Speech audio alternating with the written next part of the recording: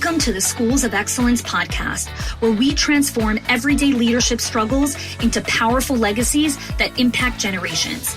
I'm your host, Chanie Wilschanski, a 20-year veteran of school leadership who has helped hundreds of school leaders achieve what many thought was impossible through our signature programs, School Leadership HQ and Enrollment Engine. With our battle-tested frameworks and blueprints, leaders have achieved 90% parent retention, 50% less staff turnover, 15% improved profit margins, and increased enrollment by 25%.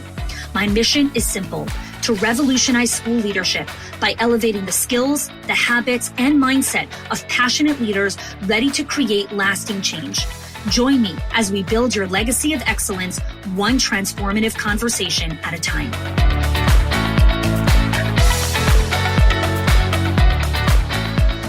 Welcome back to the Schools of Excellence podcast. Today's conversation is all about August. August vibes, August kind of school year.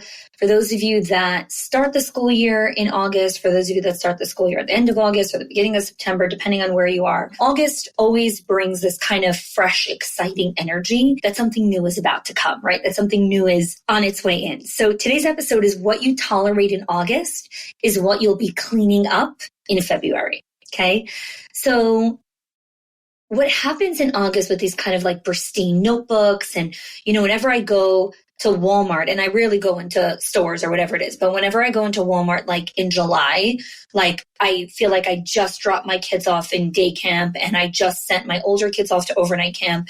And then I walk into Walmart to get potatoes and there's like back to school everywhere. And I'm like, no.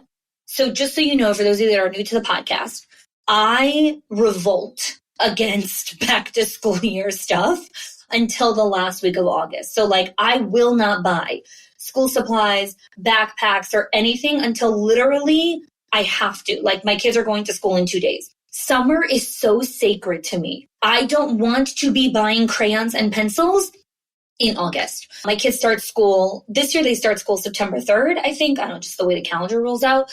But I have like this thing when it comes to summer. So what happens a lot in August is leaders tell themselves, this year's going to be different. This year, guys, this is the year. This is the year that everything's going to be amazing, right? Same thing like in January, like this is the year that I'm going to eat more protein. And this is the year that I'm going to go walking. And this is the year that I'm not going to eat processed foods or sugar. And this is the year I'm going to work on my relationship. And this is the year that I'm going to start a new skincare routine. Fill in the blank. So here's what I want to offer to you really gently and really clearly. What you tolerate in August is what you will be cleaning up in February. Not because you're a bad leader, not because you're not working hard. You're actually a phenomenal leader and you actually work really hard. But what you need to understand is culture doesn't show up overnight.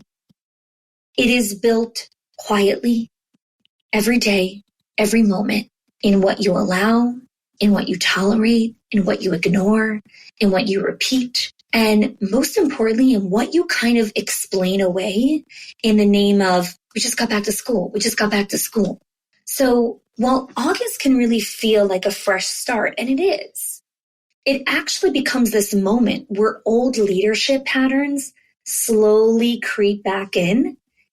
And they're creeping back in with just prettier bulletin boards and pressed shirts and, clean floors.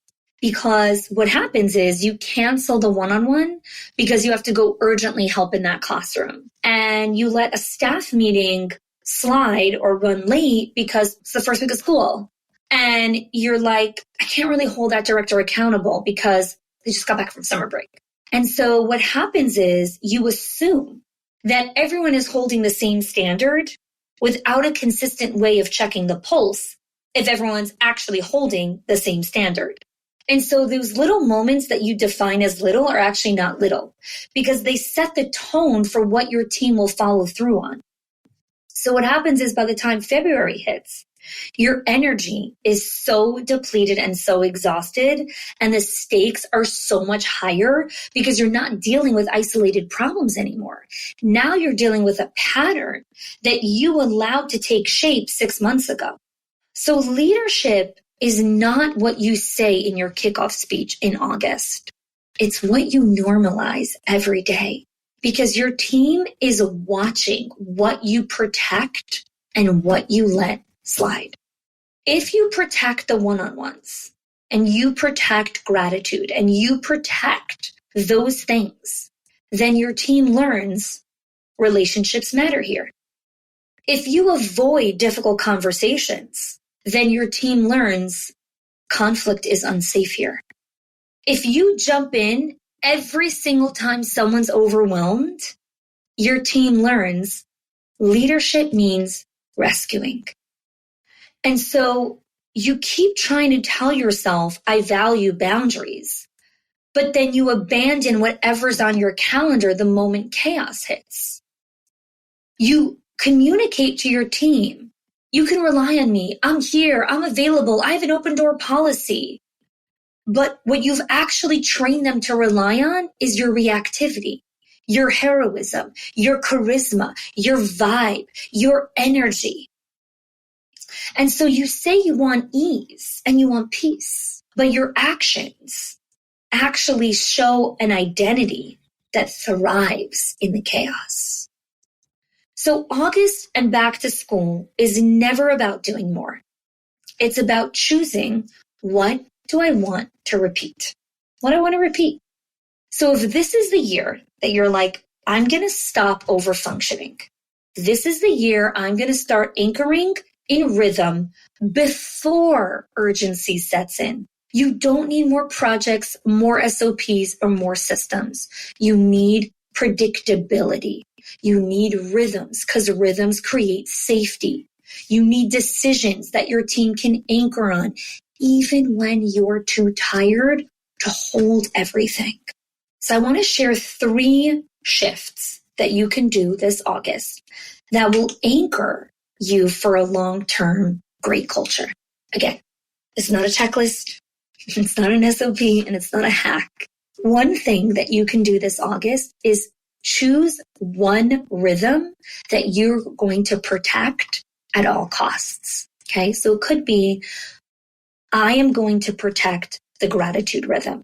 I am going to protect doing one-on-ones with my staff. I'm going to protect the weekly team huddle where we do emotional pulse checks. And we're going to do that during the chaos. We are not going to abandon connection when things get busy. When things get busy, we're going to anchor in connection. Because the thing that you need to understand when it comes to these rhythms is so many leaders say, I do one-on-ones. I do classroom observations. But here's the thing that I always follow up on. Okay, you do one-on-ones? Great. That means, if you're telling me you do consistent one-on-ones, that means that I can go into your school and I could privately interview every single one of your teachers. And they will be able to pull up their calendar and tell me when was the last one-on-one they had with you. And it should be within the last 3 weeks, because if you're doing consistent one-on-ones, that means every teacher has a one-on-one every single month. And they would be able to tell me what they spoke about with you at that one-on-one. Hey, school owners, I see you.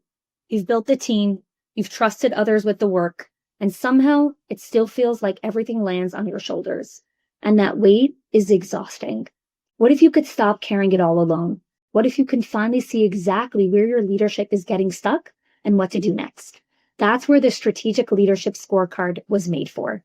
In just 2 minutes, it will give you a clear diagnosis in one of the core areas of leading a school: enrollment, financial health, staff culture, or parent engagement. You'll get practical steps and trusted resources to help you lighten your load and unlock real ownership in your team to be able to lead with confidence. You deserve this level of steadiness. So take the scorecard now so you can lead with clarity and know that your school runs on shared ownership, real standards, and rhythms of accountability. And if you're doing consistent one-on-ones, that means I can come to you and I can tell you, show me your teacher roster. I'd put up the teacher roster and I would say, great, Sarah Jones, she teaches in the toddler room. Please pull up the notes. What was the last thing you spoke about with Sarah Jones at the one-on-one? So today's May 27th, which means your last one-on-one was in the last 4 weeks. So please pull up April's one-on-ones. What did you talk about with Sarah Jones? If you can't answer that question for me, you're not doing consistent one-on-ones. You're not. You think you're doing consistent one-on-ones, but if you're really doing consistent one-on-one, that means you have a record keeping of every one-on-one. That means you could pull up the one that you've had in the last 30 days. And that means your teacher can tell me when your last one-on was and what you spoke about at that one-on-one. And if you and your teachers can't answer those questions, you're not doing consistent one-on-ones. You're doing sporadic one-on-ones. You're doing mood-based one-on-ones. You're doing them when it fits the vibe or when you're like in the mood. That's when you're doing one-on-ones.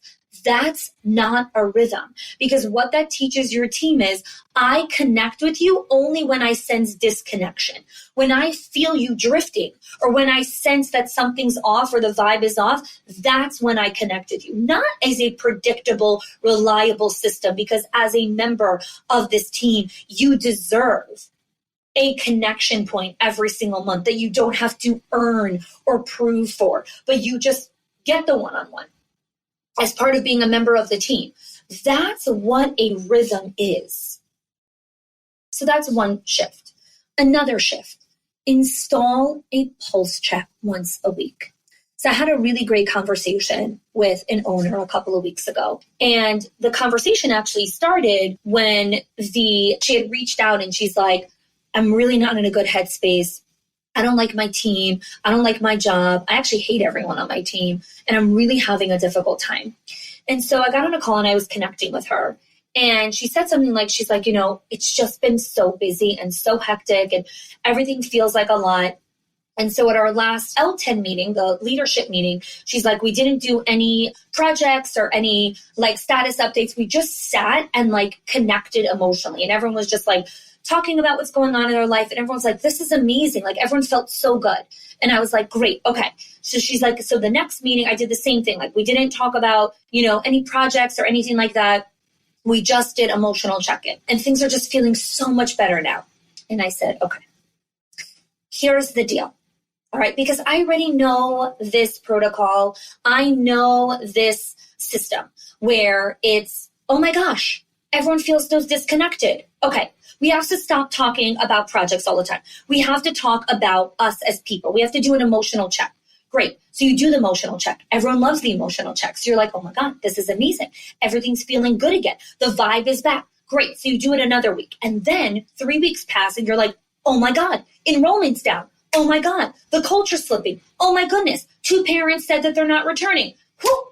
All right, next L10, bam, bam, bam. We got to do this. We got to do this. We got to do this. And you become the drill sergeant again. What happened to the emotional check-in?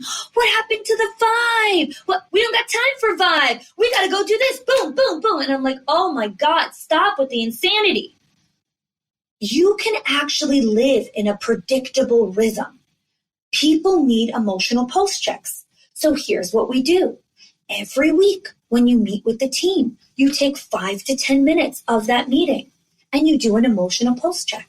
And guess what? When people are full and feel connected emotionally, it doesn't take 45 minutes to do an emotional pulse check. It actually only takes 10 minutes. But when you are emotionally starved, it's going to take 45 minutes. So stop doing all or nothing with the pendulum. Stop doing 45 minutes of emotional pulse checks, no project updates, and then, oh my God, all of a sudden all your projects are falling aside, and now we got to do project updates, so no more emotional. Why can't you do both? Oh, but both is not a crisis. Both is equilibrium. We don't know how to do equilibrium. We just know how to do woo, crazy, and woo, everything's fine, and woo, crazy, and woo, everything's fine. Stop. Stop going all over the place. Do predictable, consistent rhythms, which means every week there is a pulse check. There's a pulse check.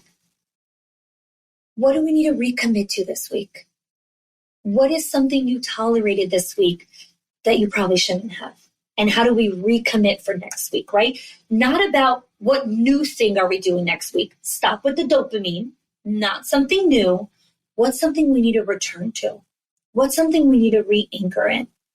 That's the emotional check. So if you commit to doing that in August and you do that every week for 10 minutes, You will create a baseline. The third thing you can do this August is anchor your own energy. Pick a personal rhythm that restores you. Maybe that's a 5-minute walk after lunch every day. Maybe you actually eat lunch, right? Not eat lunch while you're working or while you're doing note taking, but actually eat lunch. You're human. You deserve to eat lunch. Maybe you do a Friday coffee check-in with a mentor, whatever it is. Okay. I have a energy anchor where I write one thank you card every single morning. So every morning I sit down at my desk. For those of you that are watching the video version, so on my desk, I have a stack of stamps in a box. And then I also have always prepared cards and envelopes. And then in my calendar in the morning, the first thing that I have in the morning is there is a task to write a thank you card. And there's a whole list of people that I've already lined up that I want to write thank you cards to this quarter. And I have the reminder, the cue for me to write the thank you card to them. And every morning, that's a ritual that I have. Why did I choose that ritual? Because for me, pouring into other people and showing gratitude fuels me, energizes me, gives me my warmth that I love, right? I love the warmth and the energy that exists inside of me. And so I always want to cultivate it. One of the ways that I cultivate it is through writing gratitude. It takes me 5 minutes, 5 minutes a day. That anchors my energy, that anchors me in what I want to bring out into the world, okay? When we start off the school year, right, you have the best of intentions. And intentions are not enough. You need to anchor them in rhythm. You need to anchor them in consistency so you can feel that groundingness, so that you don't accidentally tolerate all these things that shouldn't be tolerated. When clients work with us in School Leadership HQ, right, we help these school leaders stop repeating the same exhausting cycle year after year after year. We teach them how to lead with rhythm and build a culture that holds, right? That's what I was talking about, the client who was like back, no, create the emotional pulse check rhythm. Install the systems that protect your peace, right? Not just, oh my God, I need systems. No, protect your peace and your people, right? Because don't wait to feel the cracks in January and then the giant crater in February. Small cracks, even in 1 week, like close the cracks, seal them, and keep them closed with the right rhythms. Don't wait for February to clean stuff up. So if you are in this moment, if you are in this impasse where I'm like, you want to lead differently and you're not sure how, and you're like, I feel like I need a little bit of everything that you said here, I want to invite you to apply to School Leadership HQ. The link is in the comments. You fill out an application, you'll get on a call with me, we'll have a conversation if this is a right fit. And you'll know if it's a right fit if you're feeling inside of you, you want to lead differently. You know that you want more peace, more profit, more time, more anchoredness so that you're not holding everything. That's what I want to invite you into today. And just to recap on the 3 things, 3 shifts, right? Protect one rhythm, install an emotional pulse check once a week, and choose something that you can anchor in your own energy. Thanks so much for joining, and I look forward to connecting with you. If you are loving the Schools of Excellence podcast and have gotten any value out of it for your school, I would love if you can do 2 things for me. 1, subscribe to the show so you never miss an episode. And 2, can you please leave us a review? Reviews help other school leaders know that this is the place to learn how to build a school of excellence. And I would be so grateful if you can do that for us. Your help and support makes this show to be able to be listened by the thousands of other school leaders all around the world. Thanks so much for listening, for giving us your time and attention each and every week. And I appreciate that you have joined us.